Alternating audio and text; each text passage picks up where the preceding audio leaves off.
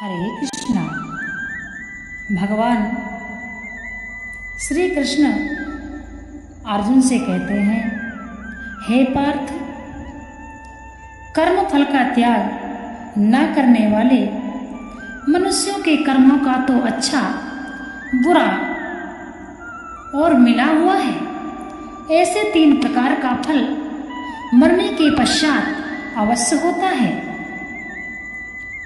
किंतु कर्म फल का त्याग कर देने वाले मनुष्यों के कर्मों का फल किसी काल में भी नहीं होता।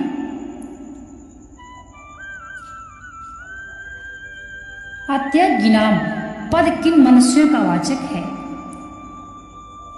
तथा उनके कर्मों का अच्छा और बुरा मिला हुआ 3 प्रकार का फल क्या है और वह मरने के पश्चात अवश्य होता है।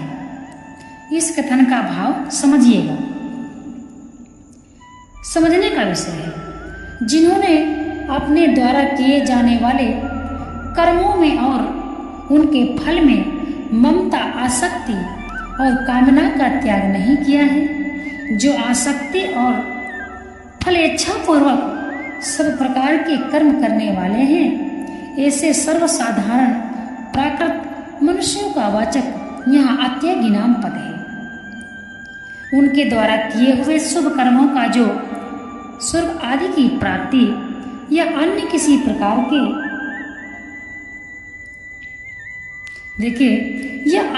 प्रकार के सांसारिक इष्ट भोगों की प्राप्ति रूप फल है, वह अच्छा फल है। तथा उनके द्वारा किए हुए पाप कर्मों का जो पशु, पक्षी, कीट, पतंग और वृक्ष आदि तिर्यक योनियों की प्राप्ति या नरकों की प्राप्ति अथवा अन्य किसी प्रकार के दुखों की प्राप्ति रूप फल है, वह बुरा फल है। इसी प्रकार जो मनुष्य आदि योनियों में उत्पन्न होकर कभी इष्ट भोगों को प्राप्त होना और कभी अनिष्ट भोगों को प्राप्त होना, वह मिश्रित फल है। आपको किस प्रकार का फल चाहिए? आप जो कर्म कर रहे हैं उनका परिणाम क्या होगा, यह श्रीमद् भागवत गीता से आप समझ सकते हैं। कर्मों का सिद्धांत ही है श्रीमद् भागवत गीता। यह 3 प्रकार का फल उन लोगों को मरने के बाद अवश्य प्राप्त होता है। अब समझिए वह कौन सा फल है।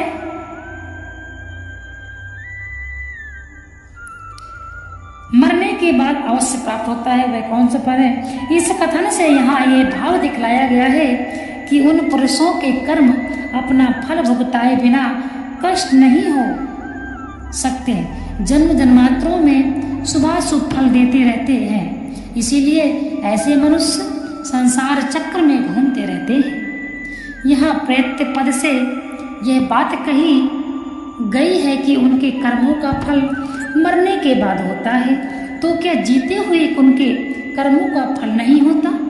वर्तमान जन्म में मनुष्य प्रायः पूर्वकृत कर्मों से बने हुए प्रारब्ध का ही भोग करता है। नवीन कर्मों का फल वर्तमान जन्म में बहुत ही कम भोगा जाता है। इसीलिए एक मनुष्य योनि में किए हुए कर्मों का फल अनेक योनियों में अवश्य भोगना पड़ता है।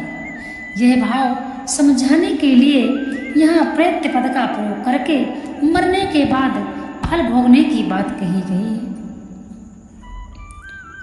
बहुत से व्यक्ति कहते हैं हम पूजा पाठ करते हैं, धर्म करते हैं, कर्म करते हैं, दान करते हैं, व्रत करते हैं, भजन करते हैं, परंतु हमारे साथ में क्यों बुरा होता है? यदि अच्छे कर्म पूजा पाठ करने से अच्छा होता है तो हमारे साथ बुरा क्यों होता है? और भगवान कहीं नहीं है। अब श्रीमद् भागवत गीता यदि हम पढ़ते हैं तो हमारा यह संशय भी दूर हो जाएगा कि जो हम कर्म करते हैं वह हमको यहाँ कम भोगना पड़ता है और जो हम करके आए हैं हम तो वह भोग रहे हैं। जो हम करके आए हैं हम तो वह भोग रहे हैं और जो हम कर रहे हैं वह हमको आगे भोगना है। तो जो आप इस जन्म में कर रहे हैं, व्रत पूजा अच्छे कर्म जो कर रहे हैं और आपको कुछ कष्ट हो रहा है, परिणाम आपको अच्छे साबित नहीं हो रहे हैं, तो इसका कर्तव्य, इसका मतलब ये तो नहीं कि हम पूजा पाठ करते हैं तो हमारे साथ बुरा हो रहा है। जो भी हमने किया है, जिस योनि से हम आए हैं, इसके पहले हमारे जो भी योनि थी उस योनि में हमने क्या कर्म किए हैं वह भी हमको भोगना पड़ेगा। कर्म फल का त्याग न करने वालों की अपेक्षा कर्म फल का त्याग करने वाले पुरुष की अत्यंत श्रेष्ठता और विलक्षणता प्रकट करने के लिए यहाँ भगवान कहते हैं तू का प्रयोग हुआ है। सन्यासी नाम पद किन मनुष्यों का वाचक है, उनके कर्मों का फल कभी नहीं होता। इस कथन का क्या मतलब है?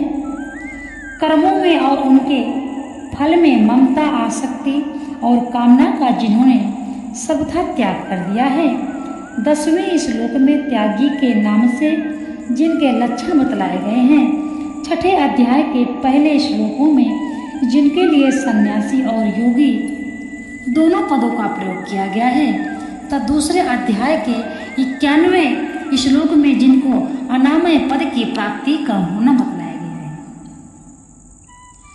है। ऐसा कर्म योगियों का वाचक है। यहाँ सन्यासी नाम पद है, अतः सन्यासियों के कर्मों का फल कभी नहीं होता। इस कथन से यह भाव दिखलाया गया है कि इस प्रकार कर्म फल का त्याग कर देने वाले त्यागी मनुष्य जितने कर्म करते हैं वे भुने हुए बीज की भांति होते हैं, उनमें फल उत्पन्न करने की शक्ति नहीं होती, तथा इस प्रकार यज्ञार्थ किए जाने वाले निष्काम कर्मों से पूर्व संचित समस्त शुभाशुभ कर्मों का भी नाश हो जाता है। इसी कारण उनके इस जन्म में या जन्मांतरों में किए हुए किसी भी कर्म का किसी प्रकार का भी फल किसी भी अवस्था में जीते हुए या मरने के बाद कभी नहीं होता। वे कर्म बंधन से सर्वथा मुक्त हो जाते हैं। पहले श्लोक में अर्जुन ने संन्यास और त्याग का तत्व अलग अलग जानने की इच्छा प्रकट की थी।